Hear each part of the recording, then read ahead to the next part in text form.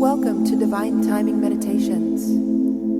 This is a verse from the Tao Te Ching. Please refer to the description box below to learn more about the Tao Te Ching and how to incorporate it into your daily life.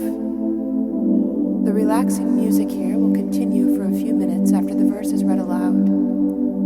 Please use this time to contemplate the verse's meaning and what it means to you. Feel free to share your experience with us in the comments below.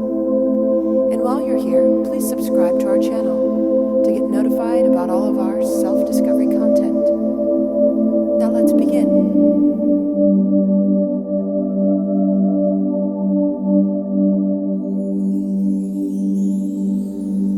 Verse 34 of 81, Tao Te Ching.